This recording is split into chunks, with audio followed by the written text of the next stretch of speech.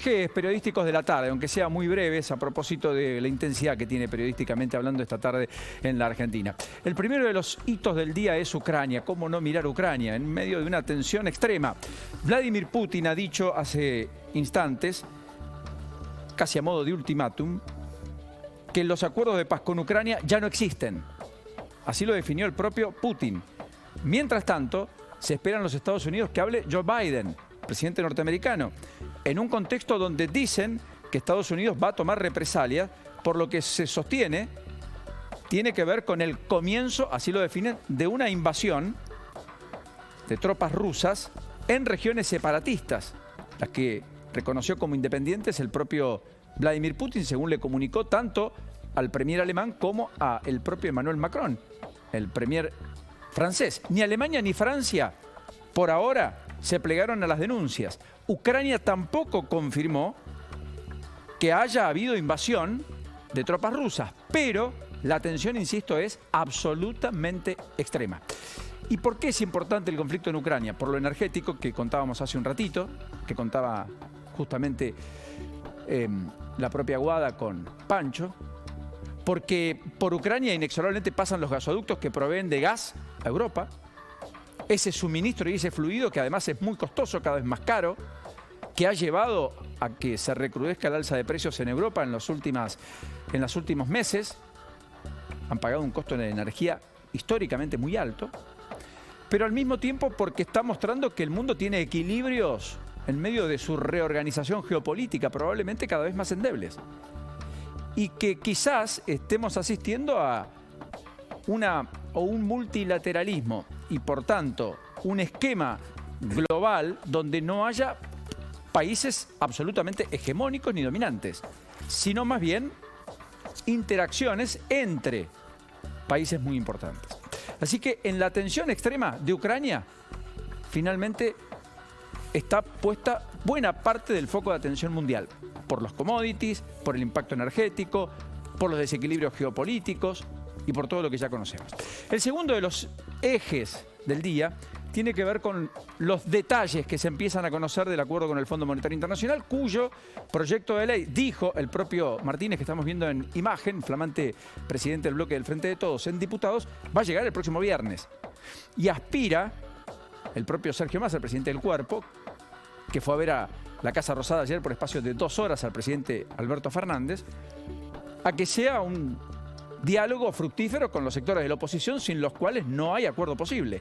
Máxime teniendo en cuenta que hay escisiones dentro del Frente de Todos y que de ese bloque de menos de 120 diputados no habría más que 90 dispuestos a acompañar al propio gobierno. Es decir, que muchos esquivarían la decisión de respaldar el acuerdo con el fondo. En principal, Máximo Kirchner, por lo pronto hasta aquí, que no ha quitado ninguno de los reparos que llevaron a Máximo Kirchner, en teoría, a la renuncia de la presidencia del bloque 72 horas después de haberse anunciado por parte del presidente, el ministro Guzmán, aquel preentendimiento durante el transcurso del mes de enero.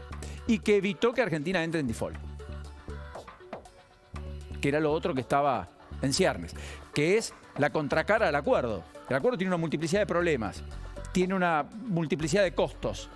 También trae aparejado una ventana de oportunidades. Pero no hacer el acuerdo tiene mucho más costos y finalmente llevaría a la Argentina a un abismo que la apartaría del mundo, la dejaría sin financiamiento internacional y con secuelas y consecuencias absolutamente impredecibles.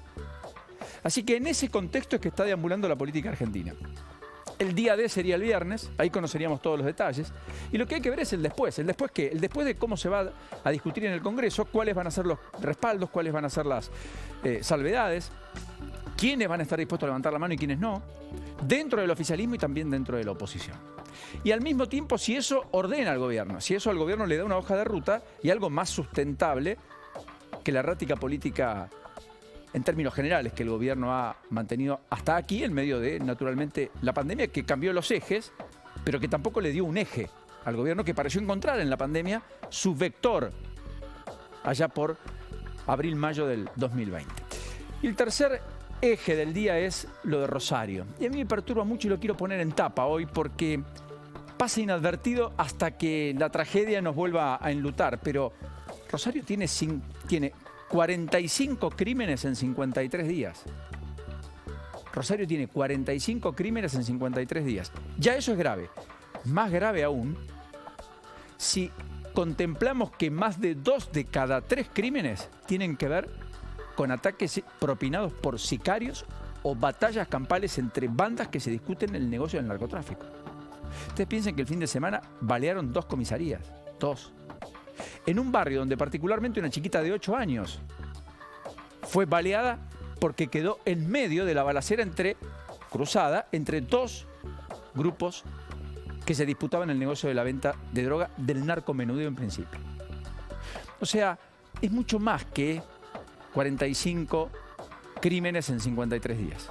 Me parece que es una foto cabal de un aspecto que en la Argentina llegó para quedarse, que no está pudiendo resolver institucionalmente el Estado argentino en sus diversas aristas, y que muestra también la vulnerabilidad de los resortes del Estado, donde organizaciones narcocriminales más chicas, más grandes, no importa quiénes, allí, pero aquí también, Puerta 8, pero además cualquier lugar importante de la geografía argentina, tienen en cuanto a la penetración del narcotráfico que llegó, insisto, para quedarse, con una organización cada vez más alta y con una peligrosidad a todas luces cada vez más evidente y con una osadía cada vez más grande.